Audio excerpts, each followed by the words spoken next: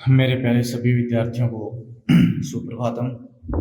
Chapter 7 चल रहा है विद्युत धारा के चुंबकीय प्रभाव, और इस चैप्टर में अपन आवेश से की गति पढ़ रहे हैं। किसी चुंबकीय क्षेत्र में आवेश की गति, उसमें अलग अलग कंडीशन अपन पहले पढ़ चुके हैं कि किस प्रकार से उसकी गति होगी, समांतर है तो कैसे होगी, लंबवत है तो कैसे होगी। और जो आज अपन पढ़ेंगे वो उसकी नेक्स्ट कंडीशन है। फोर्थ कंडीशन ये है, उसमें पीछे वाले आपको याद होनी चाहिए। समांतर होती है तो उस पर कोई बल कार्य नहीं करता, और अगर लंबवत होता है चुंबकीय क्षेत्र किसी या चुंबकीय क्षेत्र के लंबवत दिशा में कोई आवेशित कण गतिशील होता है तो वह वर्ताकार पथ में गति करेगा। ठीक है, जिसका यूज अपन आगे साइक्लोट्रॉन में करेंगे। नेक्स्ट है, ना तो 90 हो ना ही 0 हो, मीन्स वो एंगल 90 और 0 के मध्य में हो। तो नेक्स्ट है कि आवेशित कण की गति जबकि थीटा का मान 0 से बड़ा हो और 90 डिग्री से छोटा हो। ठीक है, किसी कोण थीटा पर हो तो उस स्थिति में कैसे होगा? तो इस स्थिति में क्या होगा, देखो, जब कोई भी आपके पास में, ये देखो वाई एक्सिस है, मैं यहां पे बना रहा हूं, ठीक है, और इसमें प्लेन लिया मैंने, ये प्लेन है, ये तल है, इस डायरेक्शन में जेड एक्सिस है, तो ये वाई जेड तल हो गया। और यहां एक तल और लिया है मैंने, ये डायरेक्शन हो गई अक्स डायरेक्शन। ये किसी कौन सी डायरेक्शन हो गई? अक्स डायरेक्शन। तो ये अक्स, ये वाई और ये जेड। ठीक है, तो यहां चुंबकीय क्षेत्र की दिशा वाई की दिशा में है। ठीक है, और कोई भी कण है, वो कण इससे अगर इसकी वेलोसिटी है वो थीटा कोण पर है तो उस स्थिति में क्या होगा? तो थीटा कोण पर ना तो समांतर हुआ ना ही लंबवत हुआ। तो इस कंडीशन में अपन क्या करते हैं, इस वेग को घटकों में विभाजित करते हैं। किसमें करेंगे? घटकों में। तो घटक होंगे इसके दो। देखो, एक घटक होगा यहाँ पे, थीटा इसके साथ बन रहा है, तो ये वाला घटक होगा v कोस थीटा, और ये वाला घटक होगा v साइन थीटा। ठीक है, अब v कोस थीटा है, ये चुंबकीय क्षेत्र की दिशा में है, तो मैं कहूंगा ये समांतर घटक है। और ये देखो, अक्स ये y के लंबवत है, तो ये चुंबकीय क्षेत्र के लंबवत घटक है। तो इसको अपने जब घटकों में विभाजित करेंगे तो दो आपके पास में आएंगे, एक आएगा v लंबवत v साइन थीटा, और एक आएगा v चुंबकीय क्षेत्र के समांतर v कोस थीटा। ठीक है, अब जब अपन ने बात की, देखो समांतर की कंडीशन पढ़ चुके हैं और लंबवत की कंडीशन पढ़ चुके हैं। समांतर वाला घटक है, समांतर होता है उस स्थिति में इसका इस पर चुंबकीय बल का कोई प्रभाव नहीं पड़ेगा, और चुंबकीय बल का कोई प्रभाव नहीं पड़ेगा तो इसके कारण यह सरल रेखा में गति करेगा। किसमें करेगा? सरल रेखा में गति। लंबवत है, लंबवत के कारण क्या होता है, अभी जस्ट मैंने बताया है, कौन से पथ में? वर्ताकार पथ में गति करेगा। कौन से पथ में गति करेगा? वर्ताकार। लेकिन यहाँ पे तो दोनों घटक एक साथ यूज हो रहे हैं, तो सरल रेखा में भी गति होगी और वर्ताकार। मीन्स अगर कोई कण इस डायरेक्शन में गति कर रहा है तो ऐसे तो करेगा ही, साथ ही वर्ताकार करेगा, तो वो ऐसे एक कुंडलिनी पथ में गति करेगा। तो यहाँ पे मैं कह सकता हूं कि जब थीटा कोण पर हो वेग की दिशा, तो उस स्थिति में ये जो वेग के घटकों के कारण इसके जो पथ है वो कुंडलिनी पथ होगा। कैसा पथ होगा? कुंडलिनी पथ होगा। इस प्रकार से बनेगा, ये v वेलोसिटी से आया तो इस प्रकार का पथ का निर्माण होता है। और ये डायरेक्शन है किसकी? ये डायरेक्शन है चुंबकीय क्षेत्र की। तो ऐसे पथ में आगे भी बढ़ेगा और वर्ताकार पथ का भी निर्माण करेगा, तो इसको कहते हैं कुंडलिनी पथ। क्लियर है? तो परिणामी गति जब आवेशित कण चुंबकीय क्षेत्र से थीटा कोण पर हो, और थीटा भी कैसे? 0 से बड़ा और 90 से छोटा, तो उस स्थिति में आवेशित कण की परिणामी गति कुंडलिनी पथ के रूप में होती है। अब ये कुंडलिनी पथ है तो वर्ताकार तो है ही, तो इसकी ये जो है रेडियस, ये त्रिज्या कितनी होगी? ठीक है, तो कुंडलिनी पथ की त्रिज्या कितनी होगी? कुंडलिनी पथ की त्रिज्या पथ की त्रिज्या, त्रिज्या आपके पास में पहले पढ़ चुके हैं अपन। त्रिज्या कंसेप्ट निकाला था mv/qb। क्या निकाला था? mv/qb। लेकिन यहाँ v 2 है, तो कौन से के कारण है? तो वर्ताकार पथ, त्रिज्या तो वर्त की होती है, तो वर्ताकार पथ कौन से घटक के कारण हो रहा है? लंबवत के कारण। तो ये लंबवत घटक हो गया। लंबवत का आपने मान रखा, तो एम वी का मान रखा लंबवत का, v sin θ/qb, ये आपके पास में आता है। ठीक है, ये कुंडलिनी पथ की त्रिज्या होगी।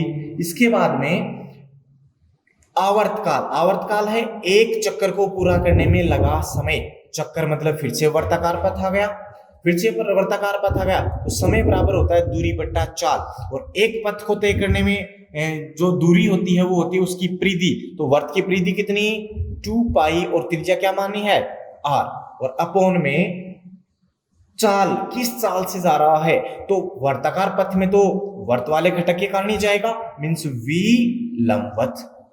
ठीक है, दोनों के मान रख दो यहां पर, दोनों के मान रखोगे तो 2 pi upon v sin theta, और r का मान रखा यहां से mv sin theta upon qb। देखो v sin थीटा से v sin थीटा कट गया, तो t बराबर क्या बचेगा? 2 पाई m अपॉन qb। ये उसका क्या आ गया? आवर्तकाल आ गया। क्या आ गया? आवर्तकाल आ गया। इस आवर्तकाल से वो वर्ताकार पथ में गति करेगा। ठीक है, अब एक यहाँ पे डेफिनेशन आती है, बड़ी ही महत्वपूर्ण है, एग्जाम में आएगी और न्यूमेरिकल क्वेश्चन में काम आ सकती है ज्यादातर। चूड़ी अंतराल, जिसको अपन कहते हैं पिच। चूड़ी अंतराल क्या होगा? ये चुंबकीय क्षेत्र है, देखो इस चुंबकीय क्षेत्र के अनुदिश, ये अनुदिश हो गया, एक घूर्णन करेगा, ये घूर्णन कर रहा है कण, तो घूर्णन में, एक घूर्णन में चलेगी दूरी। देखो इसने घूर्णन यहां से स्टार्ट किया और कहां तक किया? पूरा यहां तक हुआ घूर्णन। तो इस एक घूर्णन में चुंबकीय क्षेत्र के अनुदिश कितनी दूरी तय करेगा? वही क्या होगी? पिच होगी। क्या होगी? पिच। तो मतलब दूरी हो गई है, तो दूरी होगी, तो पिच को मैंने डी से डिनोट किया है। तो डी बराबर क्या होगा? दूरी बराबर चाल गुणा समय। तो इस दिशा में किस चाल से चल रहा है? अनुदिश वाले में, तो अनुदिश वाला घटक आएगा, मींस v समांतर, और इनटू में समय मतलब उसको लिया गया समय t। v समांतर का मान रखो, t का मान रखो, तो d बराबर क्या बनेगा? d बराबर बनेगा v cos थीटा, और गुणा में t का मान रखा 2 पाई m अपॉन qb, यहां से रख दिया। तो ये बन गया d बराबर 2 pi M V cos theta upon Q B. एक फॉर्म तो ये आ गई चूड़ी अंतराल की। एक फॉर्म और आती है अपने पास में, देखो यहां से ये वाला जो आपका है ये समीकरण, इस समीकरण से मैं मान रख दूं किसका? v का मान रख दे। यहां से v का मान रखोगे तो क्या बनेगा? इस समीकरण से मैं v का मान निकाल रहा हूं, या mv का निकाल लो। mv का मान निकाला तो यहां से मान आया r/qb, ये आएगा क्या? mv का मान r/qb और अपॉन में साइन थीटा, क्या आएगा? Sine theta. ये मान mv की जगह यहां रखा तो d बराबर बनेगा 2 पाई कोस थीटा अपॉन qb, और mv का रखा r/qb अपॉन साइन थीटा। देखो qb से qb कैंसिल आउट, और साइन अपॉन कोस 10, तो बन गया d बराबर 2 पाई, और ये r और अपॉन में टेन थीटा। ये टेन थीटा के फॉर्म में है, तो ये इसको अपन कहते हैं चूड़ी अंतराल या पिच। क्लियर है? तो आवेशित कण की गति आपकी कंप्लीट हो गई है किसी चुंबकीय क्षेत्र में। उसमें अपने अलग अलग कंडीशंस पढ़ी थी। उसके अंदर लास्ट कंडीशन थी कि आवेशित कण की जब थीटा कोण पर हो, तो उसमें ये होगी उसकी रेडियस, ये आवर्तकाल होगा, ये चूड़ी अंतराल होगा। ठीक है, नेक्स्ट टॉपिक पे अपन चलते हैं। नेक्स्ट टॉपिक है अपना कि चुंबकीय क्षेत्र में धारावाही चालक पर बल। नेक्स्ट टॉपिक है चुंबकीय क्षेत्र में कोई धारावाही चालक तार रखा है, धारावाही चालक पर कितना बल लगेगा ये अपने को निकालना है। ठीक है, तो मैंने माना कि एक समचुंबकीय क्षेत्र है। देखो मैं यहाँ पे एक समचुंबकीय क्षेत्र का निर्माण कर रहा हूं। ये एक समचुंबकीय क्षेत्र है। ये समचुंबकीय क्षेत्र क्या होता है? जहां पे अपने पास चुंबकीय क्षेत्र की तीव्रता का मान क्या रहे? समान रहे। तो ये समचुंबकीय क्षेत्र बी वेक्टर। ठीक है, अब एक आपके पास में चालक तार है जिसकी लंबाई है एल, अनुप्रस्थ काट क्षेत्रफल है ए। वो उसमें इसमें थीटा कोण पर रखा हुआ है, मींस उसकी जो दिशा है वो थीटा कोण पर है, ऐसे ऐसे रखा हुआ है। ये है एक एल लंबाई का अनुप्रस्थ काट क्षेत्रफल ए वाला एक चालक तार। ठीक है, इस चालक तार में मुक्त आवेश है। ये एंगल हो गया थीटा, इसकी लंबाई हो गई, ये एल लंबाई है, ए अनुप्रस्थ काट क्षेत्रफल है। तो इसमें मुक्त इलेक्ट्रॉन उपस्थित होंगे। एक इलेक्ट्रॉन पर आवेश कितना? ई। तो मुक्त इलेक्ट्रॉन अपवाह वेग से जब अपन इसको चुंबकीय क्षेत्र में रखेंगे तो उनका कैसा वेग होगा? अपवाह वेग, ड्रिफ्ट वेलोसिटी वीडी। और ड्रिफ्ट वेलोसिटी से अगर वो गतिशील होते हैं तो उन पर चुंबकीय बल, क्योंकि ड्रिफ्ट वेलोसिटी से होंगे तो धारा प्रवाह करवाएंगे तो उसमें क्या होगा? चुंबकीय बल। धारा की दिशा भी मैं मान लूं कि धारा की दिशा ये है। ठीक है, तो उस पर चुंबकीय बल कितना होगा? चुंबकीय बल F बराबर होता है Q और इंटू वी डी। वी होता है वेलोसिटी गुना में बी, वी क्रॉस बी होता है। ठीक है, यहाँ पे वी किस गए? ड्रिफ्ट वेलोसिटी है। ये क्लियर है आपके पास में? अब नेक्स्ट जो आपके पास होगा, क्रॉस प्रोडक्ट हटाए यहां से तो क्या बचेगा? F बराबर है Q इंटू वी डी और B और साइन और वो एंगल जो इनके बीच में है। तो देखो यहाँ पे धारा इधर की साइड में है, तो धारा के विपरीत दिशा में इलेक्ट्रॉन गतिशील होते हैं, तो इलेक्ट्रॉनों की वेग की दिशा वो और चुंबकीय क्षेत्र की दिशा ये। तो देखो दोनों के बीच एंगल थीटा है, तो ये हो जाएगा थीटा। क्लियर है? अब जो चालक लिया है उस चालक के एकांक आयतन में मुक्त इलेक्ट्रॉनों की संख्या मान ली कितनी हो? n हो।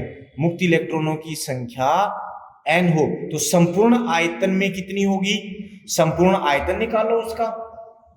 संपूर्ण आयतन हो जाएगा उसका क्षेत्रफल गुणा लंबाई, मींस a इंटू एल, और एकांक आयतन में n है तो उसके संपूर्ण आयतन में मुक्त इलेक्ट्रॉनों की संख्या हो जाएगी n इंटू ए इंटू एल। ये तो मुक्त इलेक्ट्रॉनों की संख्या।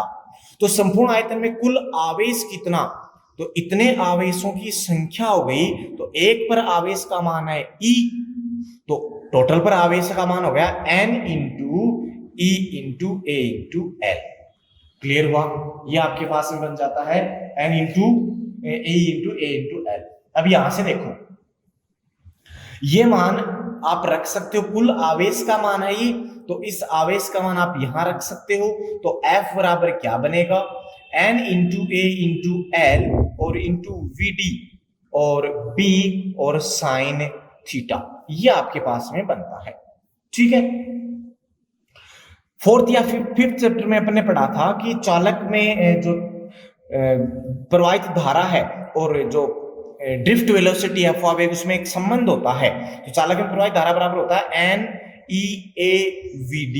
तो यहाँ पे देखो N है, E है, A है और V D है। इसकी जगह क्या लिख सकते हो? I लिख सकते हो। तो F बराबर क्या बनेगा? I into L into B sine theta. तो ये बल जो है, ये बल आता है किसका? उस धारावाही चालक पर लगने वाला बल। यहां से थीटा हटाएंगे तो इसकी लंबाई है, उस लंबाई को अगर अपन धारा की दिशा में लें तो उस कंडीशन में यहां पे क्या होगा? F बराबर हो जाएगा I into L vector cross B vector. ये इसका सदिश रूप हो जाता है। तो इतना बल लगता है। अब इसकी दिशा कैसे? इसकी दिशा L और B से बनने वाले तल, देखो ये B का तल है, ये B का तल है, ये L का तल, तो इन दोनों से बनने वाले तल के लंबवत होती है, जो कि दक्षिण हस्तपेच नियम से देते हैं, या अभी अपन पढ़ेंगे उन नियमों से। और वो जब अपन दिशा ज्ञात करेंगे तो वो आती है इसके लंबवत ऊपर की ओर। ठीक है, अब इसमें कुछ कंडीशंस पढ़ें कि यदि थीटा बराबर 0 डिग्री हो, थीटा 0 का मतलब ये जो है वो ऐसे रखा हुआ हो, इसके समांतर को, तो साइन थीटा कितना होता है भाई? 0। तो यहां मैं रखूंगा तो F बराबर क्या होगा? 0। अर्थात मैं कह सकता हूं कि यदि ये इसके समांतर स्थित है, चालक चुंबकीय क्षेत्र की दिशा में स्थित है, तो चुंबकीय बल शून्य होगा और इस स्थिति में यह चालक स्थिर अवस्था में होगा। ठीक है। दूसरी कंडीशन, थीटा बराबर 90 डिग्री, तो साइन 90 कितना होता है भाई 1, तो F बराबर बनेगा ILB, और ये जो होता है वो मैक्सिमम मान होता है। अर्थात इस स्थिति में जब लंबवत रखा होगा चालक धार, तो चालक पर चुंबकीय बल का मान अधिकतम होता है। ठीक है, ये चालक में बल हो गया। अब इसकी दिशा ज्ञात करने के लिए कुछ नियम है। तो धारावाही चालक पर बल की दिशा ज्ञात करने के लिए नियम है। पहला है फ्लेमिंग का बाएं हाथ का नियम। फ्लेमिंग का बाएं हाथ का नियम, ये पहले बता भी चुका हूं मैं, फिर से रिपीट करेंगे इसको। फ्लेमिंग ने कहा कि यदि बाएं हाथ के अंगूठे, देखो ये है अंगूठा, इसको कहते हैं तर्जनी, और ये होती है माध्यमा। अंगूठे, तर्जनी, माध्यमा को इस प्रकार व्यवस्थित करें कि तीनों एक दूसरे के लंबवत हो। देखो लंबवत है, ये इसके लंबवत है, ये इसके लंबवत है, लंबवत है। और यदि तर्जनी, ये वाली फर्स्ट फिंगर जो है, तर्जनी चुंबकीय क्षेत्र की दिशा में हो, मध्यमा धारा की दिशा में हो, तो उस स्थिति में अंगूठे की दिशा चालक पर लगने वाले बल को व्यक्त करेगी। अंगूठे की दिशा चालक में लगने वाले बल को व्यक्त करेगी। अगर अपन यही कहें कि यदि ये लंबवत है, ऐसे लंबवत रखा हुआ है चालक तार, तो देखो तर्जनी है वो किसको व्यक्त कर रही है, चुंबकीय क्षेत्र की दिशा में है। देखो बी की डायरेक्शन इधर है, नीचे की तरफ है धारा की दिशा, तो मध्यमा धारा की दिशा में है, तो अंगूठा चालक पर लगने वाले बल की दिशा में, अर्थात ऊपर की ओर। तो मैंने ऊपर की ओर इधर दर्शाया था यहाँ पे, तो यहाँ बल की दिशा कैसे होगी, कागज के तल के लंबवत ऊपर की ओर। तो ये फ्लेमिंग का बाएं हाथ का नियम है, जो अपने पास में काम आएगा आगे। सेकंड है दाएं हाथ की हथेली का नियम। दाएं हाथ की हथेली का नियम, हथेली का नियम। देखो दाएं हाथ की हथेली का नियम क्या होगा, इसके अनुसार यह है कि दाहिने हाथ की, ये दायां हाथ है, इसकी हथेली को इस प्रकार से फैलाया अपन ने कि अंगूठा जो है, ये देखो अंगुलियां अंगूठे के लंबवत हैं, अंगूठा धारा की दिशा में हो और फैली हुई अंगुलियां चुंबकीय क्षेत्र की दिशा को व्यक्त करें, तो हथेली की दिशा या हथेली के लंबवत बाहर की ओर की जो दिशा है वो चालक पर लगने वाले बल को व्यक्त करेगी। कैसे, इसी में अपन देख ले। देखो क्या कह रहा है, अंगूठा धारा की दिशा में, तो ये देखो अंगूठा धारा की दिशा में हो गया, धारा नीचे की तरफ मानी थी अपन ने, एक बार इसी डायग्राम को रिपीट कर रहे हैं। ऐसे नीचे की तरफ धारा की दिशा है, अंगूठा धारा की दिशा में हो गया। फैली हुई अंगुलियां चुंबकीय क्षेत्र की दिशा में, तो देखो चुंबकीय क्षेत्र की दिशा में फैली हुई अंगुलियां हैं, तो बल की दिशा हथेली के लंबवत ऊपर की ओर, तो ऊपर की ओर हथेली आ रही है, देखो तो ऊपर की ओर क्या होगी, बल की दिशा, और मैंने अभी ऊपर की ओर ही बल की दिशा बताई है। तो दोनों दिशा समान रूप से व्यक्त करेंगे, दोनों से जो दिशा अपन ज्ञात करेंगे वो एक समान ही प्राप्त होगी, लेकिन ज्ञात करने के तरीके भिन्न भिन्न है। तो दोनों नियमों को आप याद रखें, आगे वाले डेरिवेशंस में अपने बहुत काम आएंगे ये, कि फ्लेमिंग के बाएं हाथ का नियम क्या होता है और दाहिने हाथ की हथेली का नियम क्या होता है। ठीक है, वैसे दाहिने हाथ की हथेली का नियम अपन पहले भी पढ़ चुके हैं, जो वर्ताकार धाराओं के लिए चुंबकीय क्षेत्र की दिशा ज्ञात करने के लिए था। यह है चुंबकीय बल की दिशा ज्ञात करने के लिए। तो बड़े ही महत्वपूर्ण है, याद रखना, क्योंकि इनके बिना आगे वाले डेरिवेशन से नहीं होंगे। और एक अपने को ये याद रखना है कि जो चुंबकीय क्षेत्र है, उस चुंबकीय क्षेत्र में धारावाही चालक पर बल कैसे लगेगा। बल के लिए फॉर्मूला याद रखना, आगे काम आएगा। F बराबर, अगर अपन अदिश परिमाण में लेते हैं तो F बराबर ILB साइन थीटा, और इस स्थिति में होगा F बराबर I into L vector cross B vector. ठीक है, जहां पे बल की दिशा को दक्षिण स्पेस नियम से दे सकते हैं, या जो मैंने दोनों अभी नियम बताए हैं, इन दोनों के हेल्प से अपन उसके जो अपने पास बल है उसकी दिशा को दे सकते हैं। फ्लेमिंग का दाएं बाएं हाथ का नियम और दाहिनी हथेली का नियम। क्लियर है? तो ये आज का आपका टॉपिक यही समाप्त हुआ। नेक्स्ट अपन साइक्लोट्रॉन स्टार्ट करेंगे। ठीक है, तो इनको आप बड़े ध्यान से पढ़ें और जो भी आपके डाउट्स हैं उन डाउट्स को आप क्लियर करें। जो भी न्यूमेरिकल क्वेश्चन से संबंधित डाउट्स हैं उनको भी आप पूछें, कमेंट बॉक्स में कमेंट कर सकते हैं। वीडियो पसंद आता आपको तो इसको ज्यादा से ज्यादा आप शेयर किया करें, लाइक किया करें। इसको आप लाइक नहीं कर रहे हैं वीडियोस को तो ज्यादा से ज्यादा आप इनको लाइक करें, ठीक है। और जो भी प्रॉब्लम्स हैं उनको आप बताएं। धन्यवाद।